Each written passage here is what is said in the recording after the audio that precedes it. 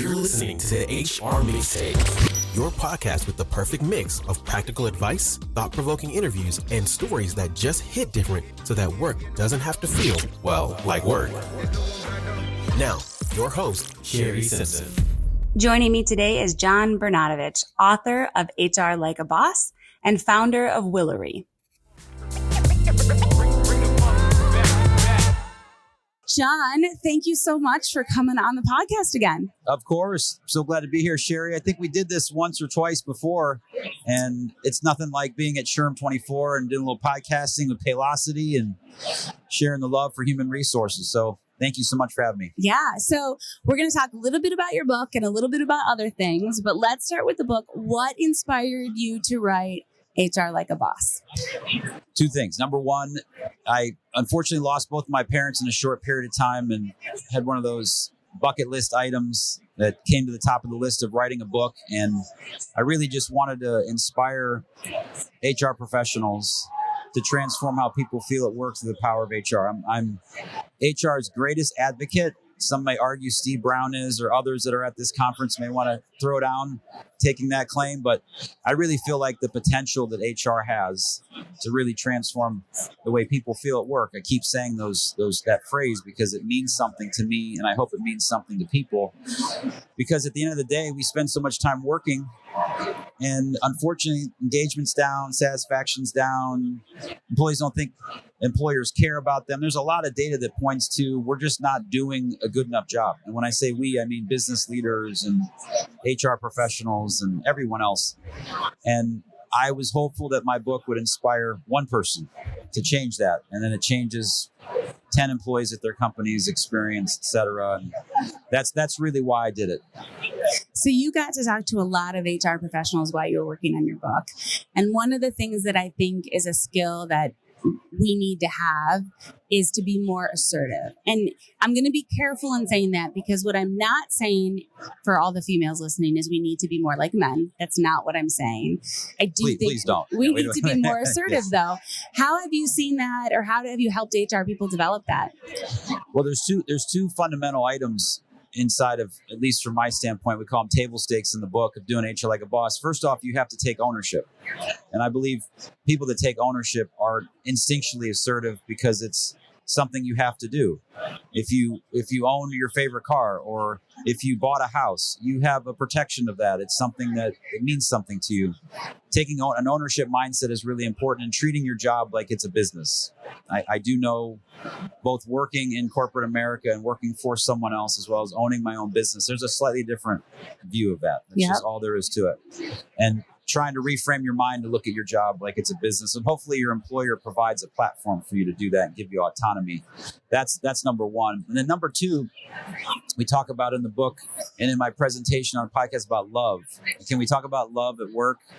And it's kind of funny when I got to interview over 100 people to potentially be in the book and get ideas from great HR professionals. And when I brought up the word love, they brought their self to stories about, okay, you got to be careful about that, because if I had to give you my worst story about being in HR, it has to do what's next to love or comes with love, all these issues that can exist. And I meant, no, just loving what you do and remembering why you got into it for people and helping them and having them achieve their dreams, which is a big thing that I believe in 100%. Let's reframe the compliance stuff, the things we got to do, leveraging technology, all that stuff is important. But if you can help somebody achieve a dream by doing something that they weren't able to do because work got in the way, you can make a huge difference. In order to do that, you got to take ownership, you got to love it. And as a result, I think it creates more confidence, it creates more persuasion, persistence, belief in what you're doing, which then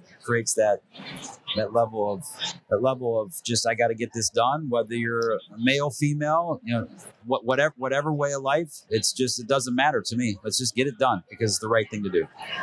What other, you mentioned a couple when you were giving that answer, but what other misconceptions have you heard about HR that maybe business leaders think? So many. It's really, it's like the saddest. I have a slide in my presentation, this like close up of Toby from The Office, and it always gets this laugh and a shriek at the same time. And I have to tell you, when I wrote my book, and it clearly has HR as the very first two letters of the title, I had so many non-HR professionals look at me like, I'm not going to read that book. I hate HR. I'm like, okay, well, why do you hate HR? Yeah. And I had individual examples and experiences. And really, another motivation to write the book, when I first started doing this presentation called HR Like a Boss, well before I wrote the book, I asked that question, why do people hate HR? In the room, I mean, I could have spent the whole time for 1 hour letting the room share their stories of the things that people dislike. And I truly feel like they frame themselves as hirers and firers. You're relegated to that. You're compliance police. You don't let me do what I want to do in my business because you're trying to stop me from doing A, B, and C. And HR has to understand the balance between staying in compliance and driving results for the business. There are definitely some things you can't do, but we also have to recognize what the business is looking for and make sure those business leaders sometimes they're not reasonable. They're doing things that they shouldn't, and that HR professional should stand their ground. If it's not the right fit for them, they should move on. But unfortunately, there's a misperception, or maybe it's not a misperception. It's just reality of what HR does that has earned them that reputation outside of it. That's why when I think about defining HR like a boss, it's a business leader first that uses the platform of HR to connect their people to the purpose of their business. If you frame what you do that way, as opposed to when you go to a dinner party and say, "Oh, I'm in HR," people are like, "I'm not going to talk to you." Right. You well, might know you might know my HR manager, and then all of a sudden, I'm going to get in trouble.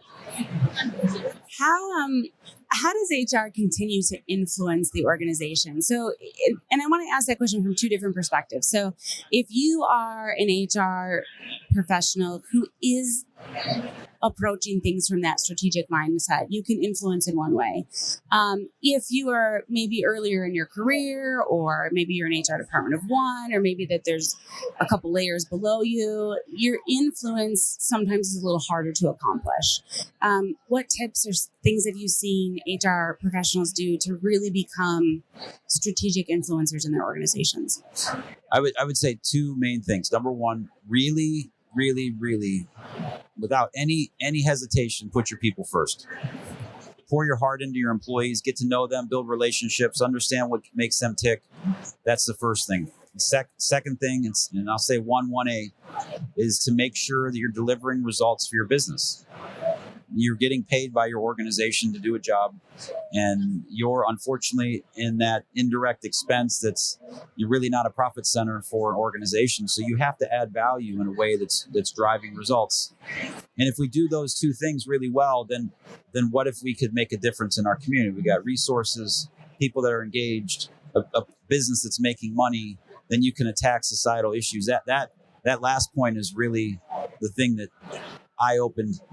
was an eye-opening experience for me when I wrote down the idea of doing HR like a boss and the steps to get there, and that purposeful commitment of an organization when you get people together. And there are companies out there that are doing a phenomenal job with that, and it is possible to do it. And that's how I think you make that influence. To me, simple as start with one employee, get to know them. What makes them tick? How can you help them get to achieving their personal, professional goals? And then try it again, and then try it again, and then make sure while you're doing it, you're driving results for your business. Yeah. Okay. I want to put the ownership on HR. What are the things that we're doing wrong that we need to change? Well, the data just points to the fact, and Gallup 12 came out, the lowest engagement scores ever. So how do we fix that? And it goes back to what I mentioned earlier. And I just think of, okay, imagine not liking what you do, not enjoying the experience, feeling like your organization doesn't care about you, not generally being satisfied. That's a terrible way to live your life. Yeah. And millions and millions of people are feeling that way. And I think HR and the CEO have the best chance to change that. And I think ultimately, from that standpoint, we just have to figure out creative ways inside of our organization to improve engagement, improve showing that we care for our people. And it goes back to what I mentioned. Just don't be afraid to build a relationship with someone. Obviously, not too much of a relationship. It's got to have that balance. Yeah. But when I say building a relationship, make them feel like you're a human being. C. Brown uses the "put the human back in human resources" phrase, and you see that all the time. And it sounds cliche-ish, but I think people don't do a good enough job of that. And they're so afraid, like, I can't get close to you, Shari, because I may need to put you on a performance improvement plan, or I may need to let you go because of whatever, something. Well, I think to myself, it'd be a much easier conversation for me to put you on a performance evaluation if I knew you and I understood what made you tick. We could have a more real conversation as opposed to one that's very transactional. So I would say first suggestion is build relationships. Build relationships with your people. Build relationships with people on your team. Make them know who you are and that you're a real human being.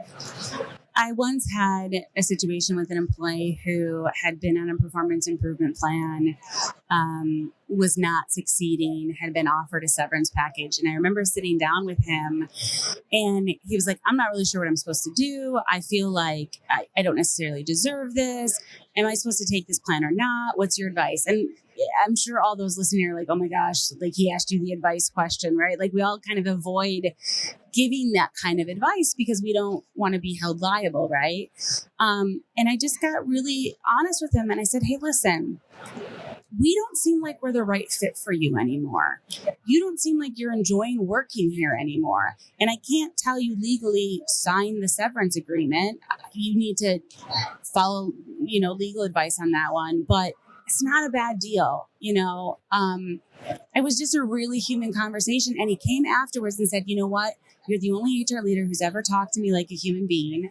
He's like, you obviously knew the things that you needed to be careful about. He's like, but I felt like you heard me and listened to me and gave me something to think about. And I mean, even telling you this, I'm getting goosebumps because that's what I can see him actually. Want. I can see the goosebumps. She's not lying. They want that. They want that authentic relationship, human to human, right? Bringing the human back to human resources. It's so important. Yeah, no, great story, great example. It's just one of those things where I think if you're genuine and you're real and you're honest and you understand the role that you sit in, that's one of the challenges like in HR. That's why a SHRM conference like this and building your community and network is so important, because there's conversations you have with your people you can't tell anybody else about within your organization, but you can nondescript describe that. And likely your spouse gets kind of sick of it, or best friends like, okay, stop telling me these words. I don't know what to tell you for sure. But if you do the right thing, I guess it's simple. I mean, it sounds like so simple, but just what's the right thing to do? How would you want to be treated, Shari, in that same situation if you were put there? Do you want a robot sitting there reading off all the lines, saying, I can't give you advice, go see your attorney? Okay, that's maybe part of framing it, but it's to your example of just being genuine and real. And this doesn't seem like the right fit. And maybe I'm reading it wrong. Maybe I'm reading that wrong. And eventually they have to come to their own conclusion. And I think another major thing is in our society, I feel like we always fear the outlier. And the squeaky wheel in our society gets the oil and the attention. Yeah. The most extreme of all extremes. You get to see things that people are waving. All right. You get extreme of all extremes, and that's what gets attention. Yeah. And as a result, HR is concerned about the one time that I said the wrong thing and then we got sued, as opposed to the thousands of other times you said the right thing or were just genuine. And I don't think you can prevent those things from happening. I really don't. There are bad people in the world, and that's just what it is. Or there are ones that are outliers that you can't prevent those issues from happening. And I hate to lead with fear. I think leading with fear is a dangerous thing to do, and not being who you are. Yeah. You mentioned earlier the partnership between human resources and the CEO. And the reason I bring that up, because I'm curious from your perspective and the people you've talked to, who owns culture in your organization? Well, the people do. The people in your company own your culture. I think your CEO and your HR department have the greatest chance to frame that, create accountability around it, structure how you promote it, advertise it, make it part of your hiring and recognition and firing process, because those are all real things within your culture. But I think I get been asked that question a number of times, because fortunately my firm has been recognized as a top employer for high performers. We just as an organization made an application for a local recognition with that. We hope, fingers crossed, we get selected. But it's one of those things where it's the people make that. And if you try to fabricate a culture, you try to make it something that's not organic, people will sniff it out. And to me, from an HR standpoint and a CEO, both very important. You have to stand behind it. You just can't talk the talk. You have to walk the walk. Yeah. When you have something on plastered all over your entrance or on your website, and your employees go there and they're like, that's not how this works. It's not gonna fly. But if it comes from a groundswell up, and they get that we have a core value at our company of live by the golden rule, and we hire people that feel that way. And fortunately, when we get that right most times, and when we don't, I was just having this conversation with my team not too long ago. It just surfaces itself out. This is not the right fit. Just like the conversation you had before. I think the people protect it. That's what you want. And ultimately, HR needs to create accountability and structure and advertisement and marketing of it. And I use that word on purpose, and really use it as a guide for you, like a simple guide of like, here's what works here, here's what we accept, here's what we don't accept. These are rules of engagement, and follow along. If you do, great, we'll recognize you. If you don't, we'll talk about it. Yeah. As somebody who is a business owner and somebody who is super passionate about HR, what advice do you have for HR leaders specifically on how they can be the best leaders for their HR teams?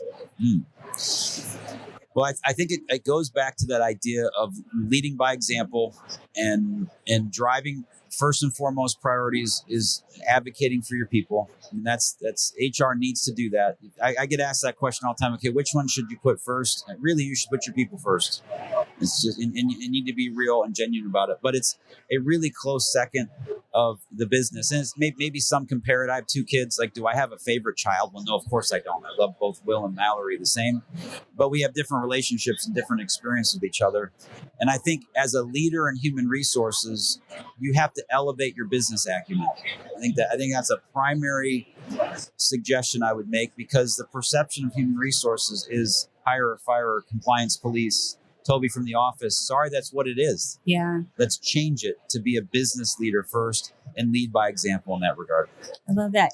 I'm going to ask a question that we've never talked about before, but it just clicked for me. Did you name your company after your kids? I did, yes. I love that. Yeah. It was one of those wonderful mistakes in my life. I never will forget it. My daughter had been born. I was thinking of going through a work transition. I was a partner in a firm. Long story short, I literally was holding my son. It's probably not even, well, he was 2 years old, because my daughter and him are 2 years apart. A little bit older than 2 years old. And I'm holding him, rocking him in his room. It's dark. And all of a sudden I had this, Will and Mallory, put them together. There's a word for that, a fancy word. I can't remember what it is. You can Google it if you're out there. And I'm like, Willery. And I immediately went to GoDaddy and I clicked in the domain and it was available. And I bought it. Like within 90 seconds, all that happened. And I'm like, I'm just going to use that. And it's kind of funny, about a few months later, I hired an outside marketing agency. I asked a few friends and I said, I'm starting this firm. I have these options of names, and boom, boom, boom. And Willery came up. What does that one mean? And so I named it after Will and said, pick that one. And it was like unanimous. And that's how Willery came I love to be. it. And it's personal. It aligns so much with who you are and what you're passionate about. So I absolutely love that. Yeah. As we wrap up our discussion, I was hoping we could end on, how do we help our community stay passionate and motivated about HR?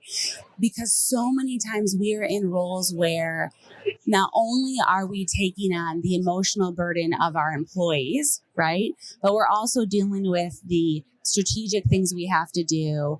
It's a lot. It's a lot for any one person or any one group to wrap their head around. How do we stay excited? How do we take what the feeling we have right now at SHRM on the SHRM floor, and like we're all excited now, but we all know we're going to go back to our offices, and it's almost like we're walking back into a gray cloud sometimes.